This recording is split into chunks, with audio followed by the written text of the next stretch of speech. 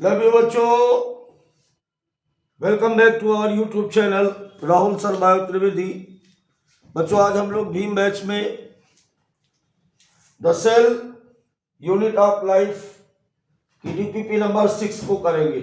इसके पहले और भी डीपीपी इस चैप्टर में कराई गई है, तो जुड़े रहिए, करते रहिए MCQ.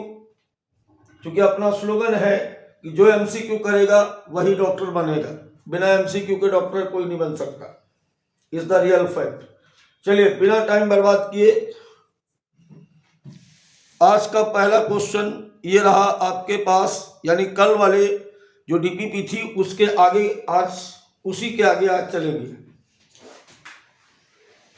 Cell wall of algae have suberin, chitin, calcium carbonate और क्यूटिन।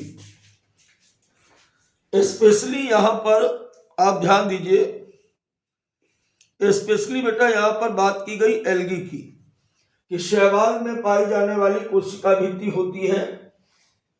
देखिए जनरली शैवाल में पाई जाने वाली कोशिका भित्ति होती है वो बेटा सेलुलोज की बनी होती है, सेलुलोज की बनी होती है।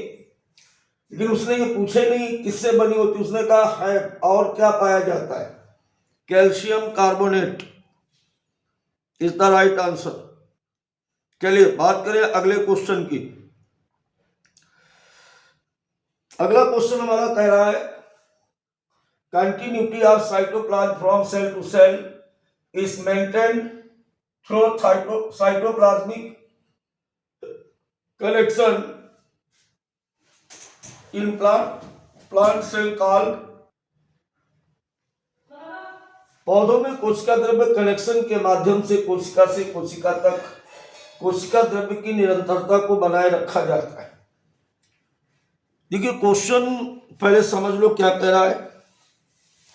क्वेश्चन बेटा कह रहा है कि जैसे एक सेल ये है, एक सेल ये है और एक सेल इसके बगल में है, दो सेल है इस तरीके से, और दोनों ही कोशिकाओं के अंदर इस प्रकार से ये साइटोप्लाज्म भरा हुआ है। तो दो कोशिकाओं का कोशिका द्रव्य किसके द्वारा आपस में मिला होता है? तो दो कोशिकाओं के अंदर पाया जाने वाला जो कोशिका द्रव्य होता है वो किसके द्वारा आपस में जुड़ा होता है? बेटा यहाँ पर ध्यान दीजिए, कल आपको ये बात बताई थी कि इनके बीच में यहाँ पर एक साइटोप्लाज्मिक कनेक्शन होता है, और इस साइटोप्लाज्मिक कनेक्शन को आपको याद होगा, इसे हम लोगों ने नाम दिया था प्लाज्मोडेस्मेटा। बोला था कि नहीं बोला था कि इसको हम लोग क्या बोलते हैं? प्लाज्मोडेस्मेटा। इसका सही आंसर क्या हो जाएगा? प्लाज्मोडेस्मेटा। इसका सही आंसर क्या होगा बेटा? प्लाज्मोडेस्मेटा। यानी दो कोशिकाएं के जो कोशिका द्रव्य होते हैं वो एक दूसरे के साथ प्लाज्मोडेस्मेटा के द्वारा आपस में जुड़े रहते हैं। चलिए बात करें अगर आज के अगले क्वेश्चन की, तो अगला क्वेश्चन हमारे पास है ये,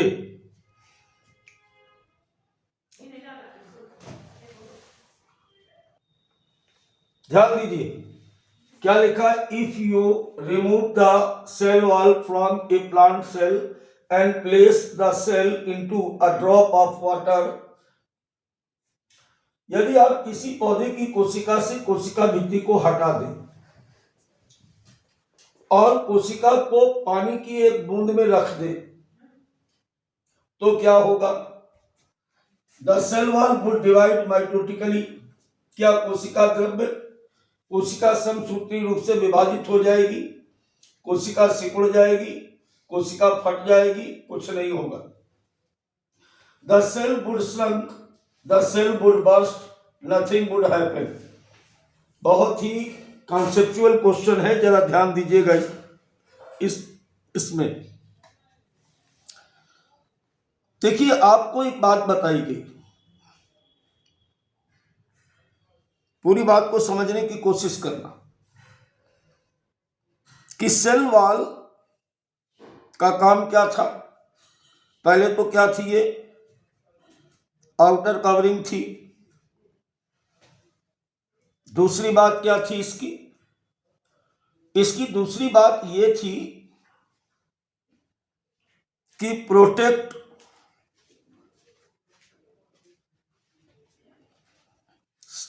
सेल फ्रॉम बर्स्टिंग, सेल को फूटने से बचाती है, या प्रोटेक्ट फ्रॉम कोलैप्सिंग, सेल को पिचकने से बचाती है, यानी कांस्टेंट शेप देती सेल को।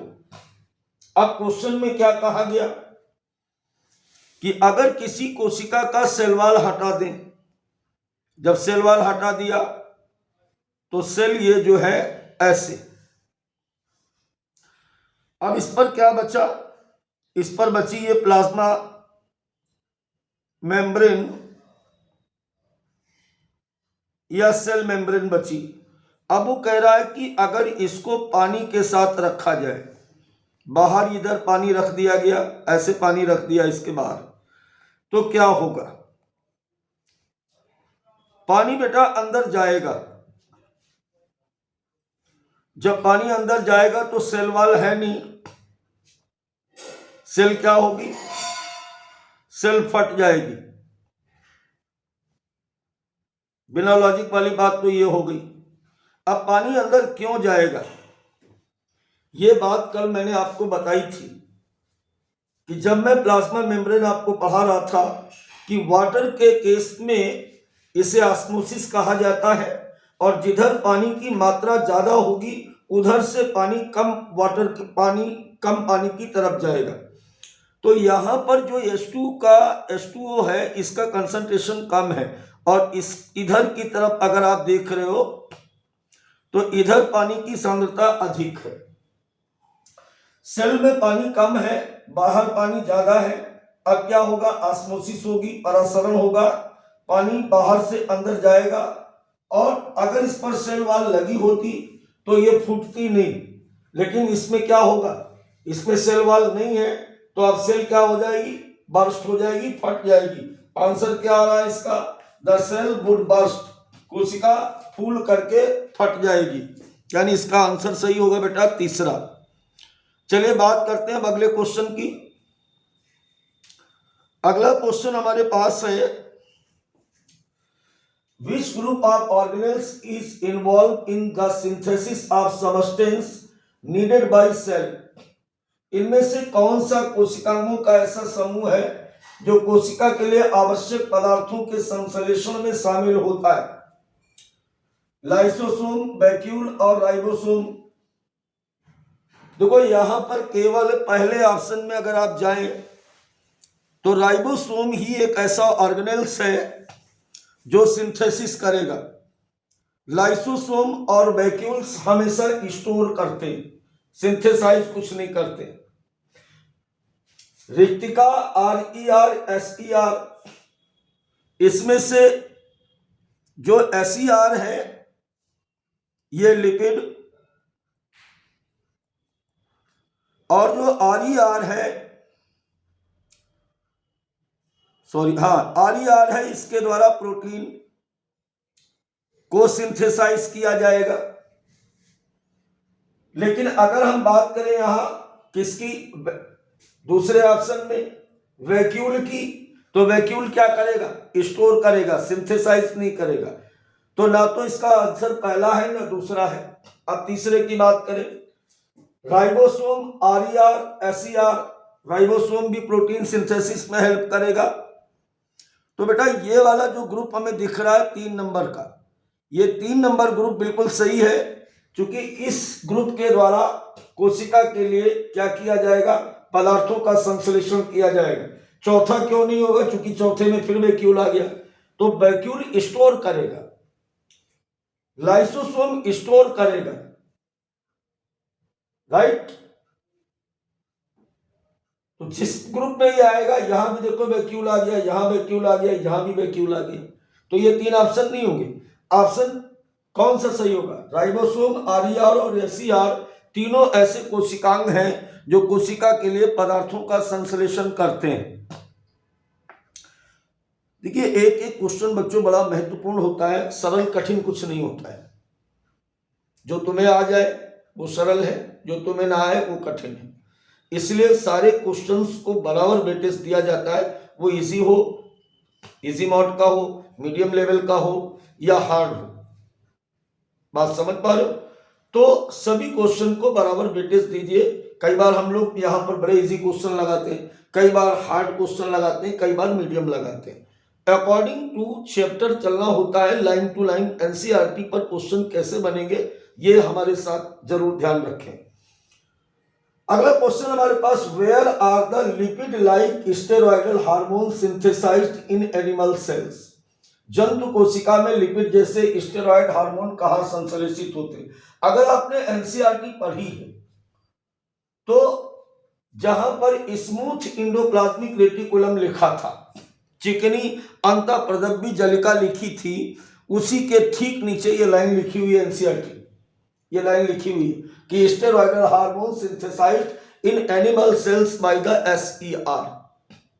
क्लियर हुआ? चलिए अगली बात करें अगले क्वेश्चन की। तो अगला क्वेश्चन अब हमारे पास है नेक्स्ट, ये रहा, which organelles is not a part of endomembranous system. अभी हमने नेक्स्ट वीडियो 2 दिन पहले बनाया था इंडोमेम्ब्रेनस सिस्टम पर। आपको बताया था कि सेल के अंदर मेम्ब्रेनस ऑर्गेनेल्स का फंक्शनल कोऑर्डिनेशन कार्य के आधार पर जब कोशिकांग एक दूसरे को सहयोग करते हैं तो इस प्रकार बनने वाले सिस्टम को इंडोमेम्ब्रेनस सिस्टम कहते हैं। और इस इंडोमेम्ब्रेनस सिस्टम के अंतर्गत कौन कौन आया था?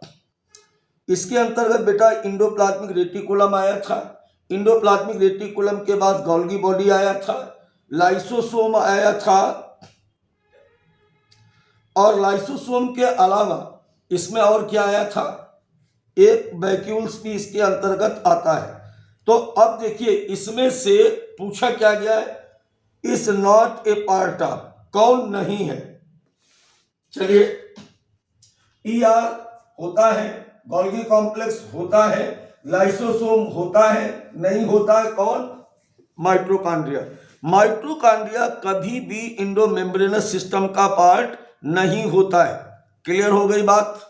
तो सही आंसर बच्चों इसका क्या हो जाएगा? 4। चलिए बात करते हैं अब हम लोग अगले क्वेश्चन की। अगले क्वेश्चन की अगर बात की जाए यहां पर, तो अगला question, a cell which is very active in synthesis and secretion of protein would be expected to have. एक कोशिका जो प्रोटीन संश्लेषण और स्राव में बहुत अधिक सक्रिय है, से क्या अपेक्षा की जा सकती है कि इसमें आरईआर और एसईआर की मात्रा समान होगी, आरईआर से अधिक एसईआर होंगे, एसईआर से अधिक आरईआर होंगे, अधिक गोल्गी बॉडी और कोई ईआर नहीं होगा, more Golgi bodies and no ER. देखो ये क्वेश्चन पे जाओ, क्वेश्चन क्या पूछ रहा है कि active synthesis and secretion of protein.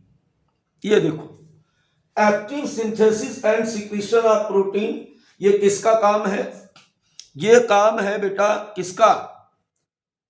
Rough endoplasmic plasmic reticulum का। अब सीधी सी बात है कि हमें इसको सापेक्ष बनाते हुए ऑप्शन पर विचार करना चाहिए। Equal amount of RER and SER बिल्कुल नहीं बन रहा, क्योंकि हमें ज्यादा एक्टिव किसको देखना है? प्रोटीन सिंथेसिस के लिए।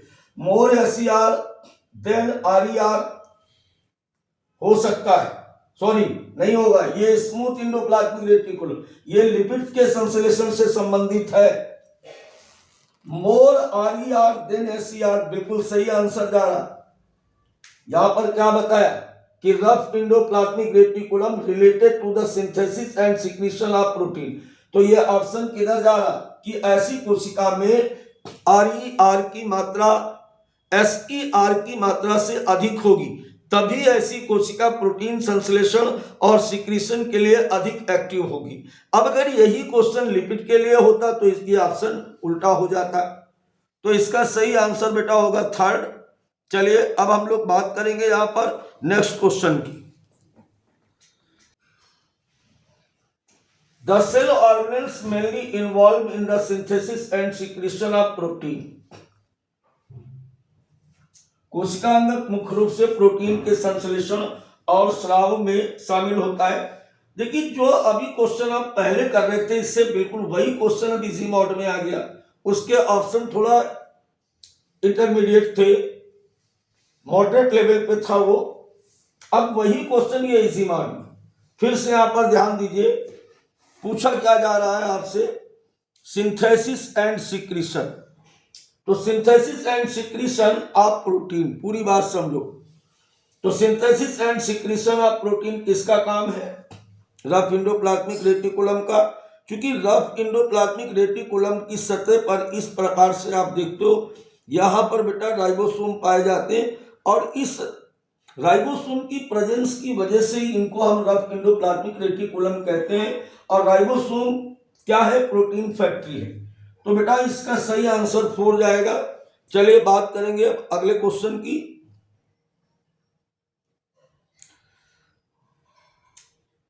Is directly connected to the outer nuclear membrane, mitochondria, Golgi body, ER, chloroplast. देखो एक आपको ये मैंने पढ़ाया था जब, तो ऐसे यहां पर या एनसीईआरटी बुक में आप देखें, यहां पर बेटा ये न्यूक्लियस होता है, ये न्यूक्लियस है और न्यूक्लियस की बाहरी सतह के साथ, न्यूक्लियस की बाहरी सतह के साथ इस प्रकार से ऐसे ये ईआर और ईआर से कुछ दूरी पर इस प्रकार से ये गोल्गी बॉडी और गोल्गी बॉडी से कुछ दूरी पर ये आपके लाइसोसोम।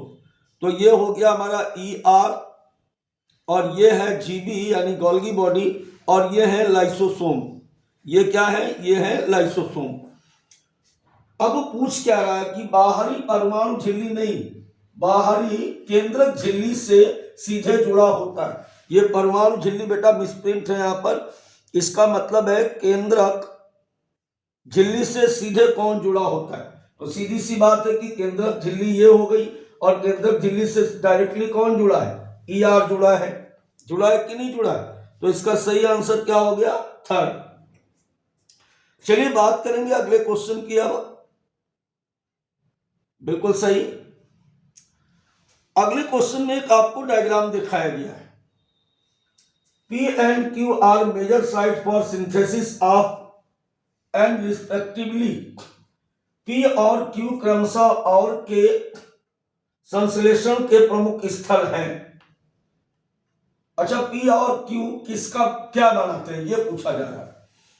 देखो इस डायग्राम को अगर आप देखो ना, अभी थोड़ी देर पहले मैंने बनाया, अगले वाले क्वेश्चन में भी यही क्वेश्चन में मैंने बनाया। यहां पर आप देख रहे हो कि ये क्या है? ये न्यूक्लियस है और ये क्या है? ये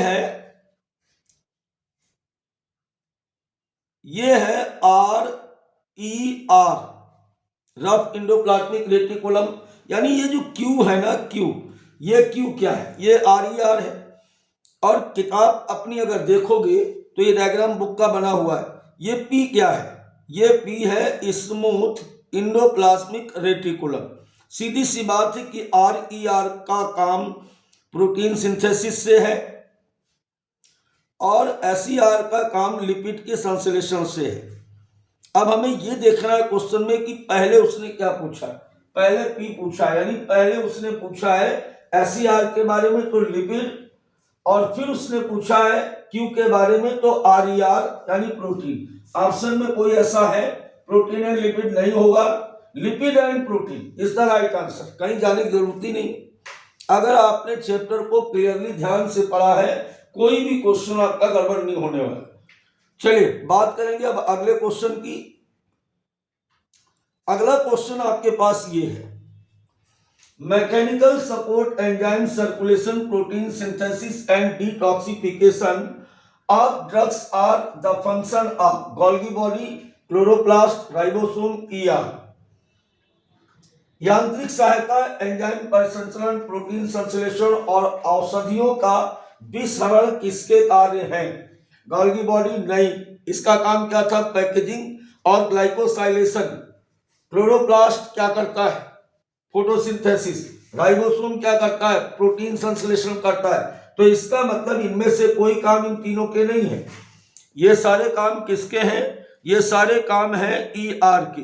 इंडोप्लाज्मिक रेटिकुलम कोशिका के अंदर पाया जाने वाला एक ऐसा सेल ऑर्गेनेल्स है जो क्या करता है? मैकेनिकल सपोर्ट देगा, एंजाइम सर्कुलेशन में हेल्प करेगा, प्रोटीन सिंथेसिस भी करेगा और डिटॉक्सिफिकेशन ऑफ ड्रग्स यानी ड्रग्स के जहरीले स्वभाव को भी समाप्त करेगा।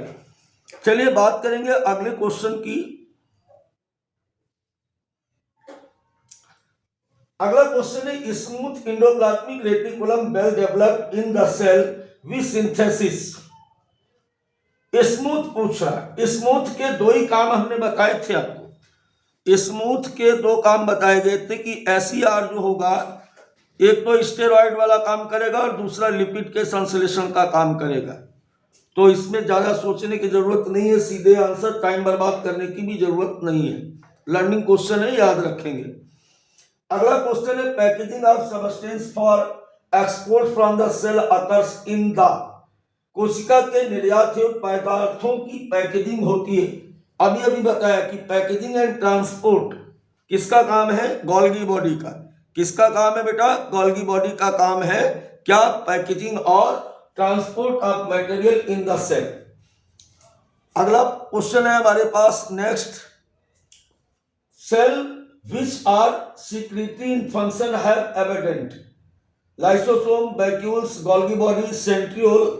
फिर वही बात आ गई कि cell which are secretory in function have evident, ऐसी कोशिका जो कोशिका कार्य में स्रावी होती है उनमें सबसे ज्यादा क्या पाया जाएगा? सीधी सी बात है, सीक्रेशन किसका काम था? गोल्गी बॉडी का।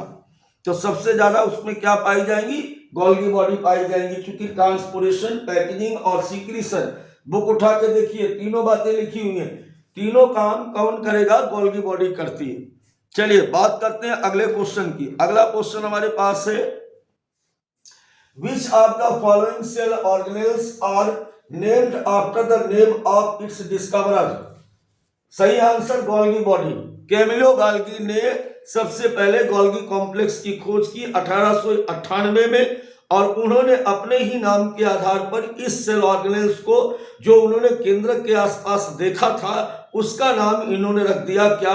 Golgi body. I think my point is clear now. तो आंसर क्या होगा बेटा? थर्ड हो जाएगा। चलिए अगले क्वेश्चन की बात करें। अभी फिर से आप देखिए यहां पर एक डायग्राम दिया गया है जिसमें एक तो ए और ये बी बड़ा बड़ा लिख दूं और ये सी।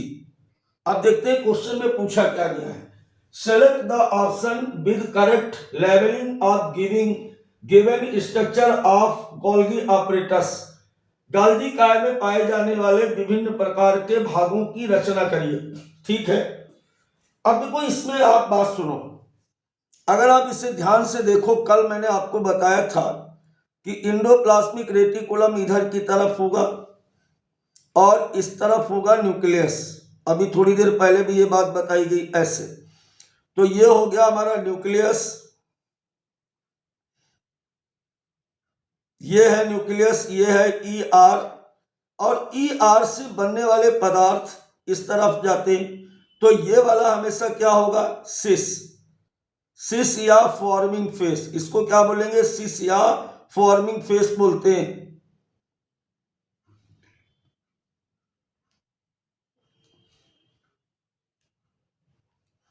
इसे बोलेंगे बेटा हम लोग सिस ऑब्लिक फॉर्मिंग फेस। ठीक है। बी सी क्या है? ट्रांस।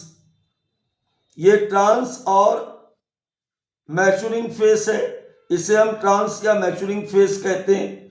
अब बात आती है ए की। ए क्या है? ए है बेटा सिस्टर्नी। ए क्या है? ए है सिस्टर्नी। चलो ऑप्शन में देखें तो सिस्टर्नी सिसफेस, बी क्या था? बी क्या था? सिसफेस सही जा रहा। सी क्या है? ट्रांसफेस, बिल्कुल सही आंसर। तो इसका जो आंसर आएगा वो पहला ही है कि ए क्या है? सिस्टर्नी है। बी क्या है? बी क्या है? बी क्या कहा गया? ए सिस्टर्नी, बी ये गया, ये सिस, और सी क्या है? ट्रांस या मैच्योरिंग फेज। क्लियर हो गई बात? चलिए अगले क्वेश्चन की बात करते हैं। अगला क्वेश्चन कुछ बड़ा बड़ा लग रहा है, देख कर डरना नहीं, सब होएगा।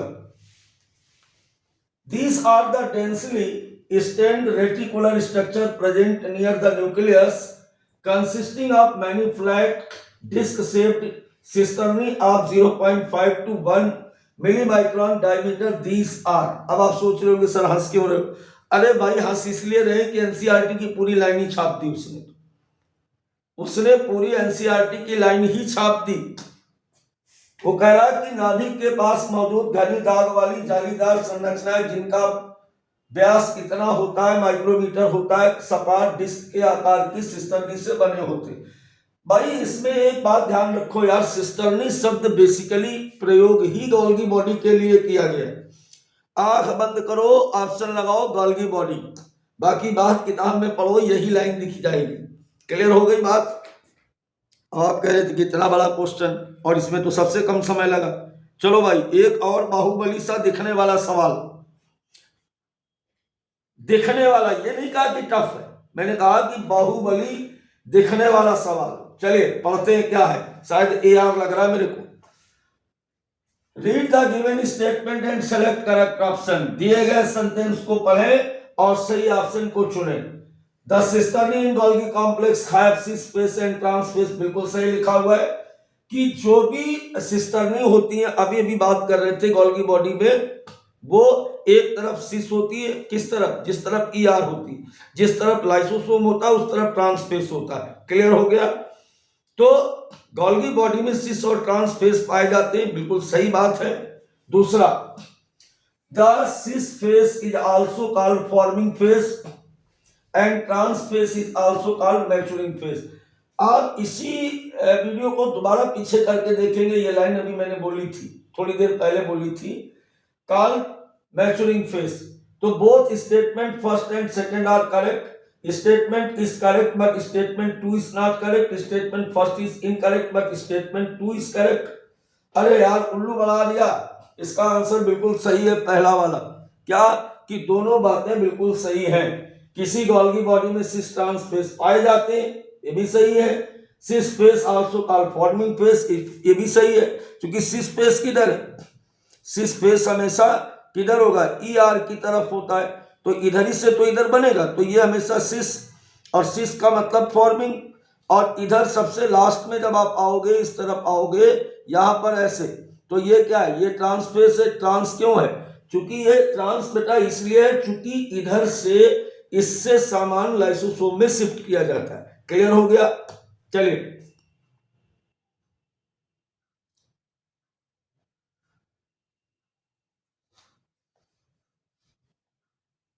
चलिए एक और सवाल। Which of these is not a function of Golgi apparatus? इनमें से कौन सा कार्य गोल्गी बॉडी का नहीं है?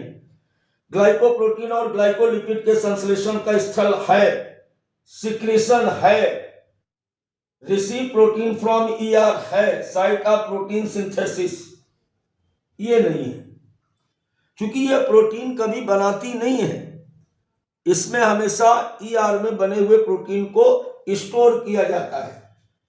Site of synthesis of glycoprotein and glycolipid, तो ग्लाइकोसाइलेशन, और बताया था कल हमने कि यहां पर प्रोटीन आई, उसका ग्लाइकोसाइलेशन करके तब ग्लाइकोप्रोटीन बनाएगी। तो ये प्रोसेसिंग है किसकी? गोल्गी बॉडी की।